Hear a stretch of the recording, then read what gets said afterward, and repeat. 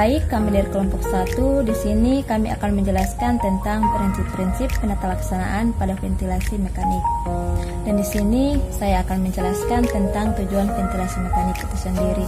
Tujuan dari ventilasi mekanik yang pertama memperbaiki pertukaran gas, mengurangi distres pernapasan, memperbaiki ketidakseimbangan, kontrol eliminasi CO2 atau karbon dioksida, dan yang terakhir menurunkan kerja jantung. Kemudian, indikasi bantuan ventilasi mekanik terdiri dari gangguan ventilasi. Gangguan ventilasi ini juga terbagi atas beberapa bagian, yaitu yang pertama gangguan otot pernapasan. Gangguan otot pernapasan ini dapat diakibatkan karena kelelahan otot pernapasan dan juga akibat ketidaknormalan dinding dada. Kedua, penyakit neuromuskuler. Ketiga, gangguan pusat pernapasan. Keempat, gangguan jalan napas berupa peningkatan tahanan atau obstruksi. Kemudian, gangguan oksigenasi. Gangguan oksigenasi ini terdiri dari 3 bagian, yaitu yang pertama hipoksimia yang berat, yang kedua memerlukan PEP, dan yang ketiga kerja pernapasan yang meningkat. Kepentingan lain juga dapat berupa sebagai penunjang pada pasien yang memerlukan sedasi, mengurangi kebutuhan oksigenasi tubuh atau otot jantung, menurunkan tekanan intrakarnial, dan mencegah atelektasis alveoli paru. Perbedaan napas spontan dan dengan ventilator. Pada napas spontan, awal napas oleh karena rangsangan pada pusat napas, kedua udara masuk atas beda tekanan, ketiga inspirasi berakhir oleh karena refleks, dan yang terakhir pada akhir ekspirasi tidak ada refleks. Dengan menggunakan ventilator, awal tiupan OK mesin atau otomatis dirangsang oleh pasien, udara ditiup mesin, tiupan terakhir tergantung mesin, volume tekanan dan waktu, dan yang terakhir pada akhir ekspirasi dapat diberi efek. Kemudian jenis-jenis ventilator. Jenis-jenis ventilator yaitu yang pertama tekanan negatif. Ventilator ini tidak memerlukan ED karena ventilator ini membungkus tubuh. Kedua, tekanan positif atau PPF, positive pressure ventilation, terdiri dari volume, pressure, flow, dan time. Selanjutnya ada jenis-jenis ventilator. Yang pertama tekanan negatif. Ventilator ini tidak memerlukan ED karena ventilator ini membungkus tubuh.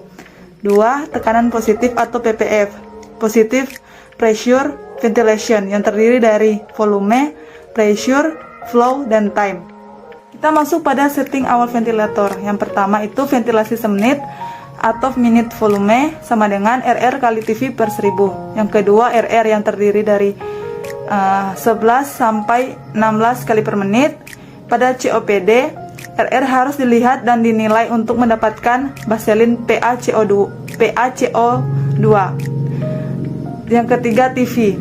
Set awal 7 sampai 15 mili per kgBB.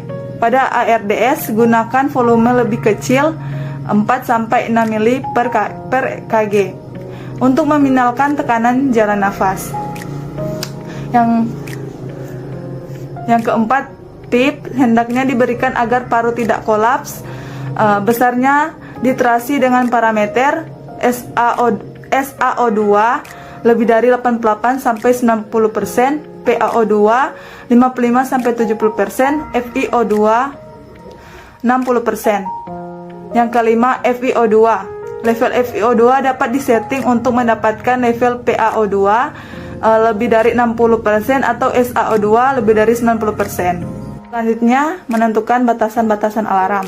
Batasan-batasan alarm terdiri dari yang pertama itu airway pressure terendah dan tertinggi. Yang kedua, frekuensi nafas terendah dan tertinggi, minute volume terendah dan tertinggi, dan yang terakhir apnea periode.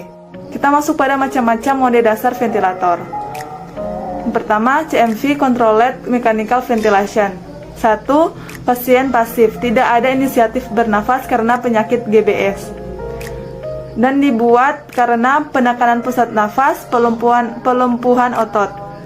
2. Semua parameter nafas ditentukan oleh mesin, yaitu frekuensi nafas, tidal volume atau minute volume, lama inspirasi atau lama ekspirasi. CMV juga terbagi menjadi 2. Yang pertama, volume control, yang terdiri dari A. Banyaknya udara yang ditiup atau TV sesuai dengan setting mesin. B. Tekanan di jalan nafas bervariasi atau tergantung compliance. C. Inspirasi berakhir setelah tidal volume tercapai. 2. pressure control. A. Banyaknya udara yang ditiup bervariasi. B. Tekanan di jalan nafas sesuai setting mesin. C. Inspirasi berakhir setelah pressure tercapai. Nah, kemudian di sini ada setting ventilator yang harus diatur. Yang pertama, tidal volume, yang kedua sieve rate, yang ketiga peak flow, yang keempat PEP, yang kelima VO2. Nah, kemudian ada pressure support ventilation. Nah, yang pertama, pasien sudah bernafas tetapi tidak kuat atau tidak dalam. Yang kedua, mekanisme awal bantuan pressure, limited pressure atas dasar setting, pilot flow atau minimal flow. Di sini ada beberapa hal yang digunakan bersamaan dengan mode dasar ventilation. Nah, yang pertama PEP atau positive and expiratory pressure, yaitu tekanan positif yang diberikan di jalan nafas, tepatnya di alveoli, pada akhir ekspirasi yang diberikan secara sengaja. Yang kedua, menyebabkan alveoli tetap dalam keadaan terbuka pada akhir ekspirasi. Yang ketiga, dapat diberikan bersamaan dengan semua mode. Nah, yang keempat, dampak. Yang pertama, perbaikan oksigenasi. Yang kedua, volume paru meningkat. Yang ketiga, baru trauma. Yang keempat, hipotensi akibat CO menurun. Nah, kemudian ada continuous positive airway pressure. Pasien bernafas spontan tetapi pada akhir ekspirasi alveoli tidak kolaps sebab selalu ada tekanan PEP. Selanjutnya, variabel untuk monitoring pasien dengan ventilator. Yang pertama, pertukaran gas, tekanan oksigen arteri atau saturasi, tekanan CO2 arteri dan pH. Yang kedua, tekanan jalan nafas, peak inspiratory PIP. Yang ketiga, pola nafas, ventilasi semenit, volume tidal, frekuensi nafas. Yang keempat, hemodinamik. Yang pertama, tekanan darah, kedua, produksi urin, ketiga, cardiac output. Yang kelima, Gisbin, posisi ETT, tanda baru trauma, tanda-tanda pneumonia. Kemudian evaluasi pasien dengan ventilator. Yang pertama, status oksigenasi. Yang kedua, status ventilasi. Yang ketiga, perubahan mode. Yang keempat, status hemodinamik. Berikut waspadai penyulit.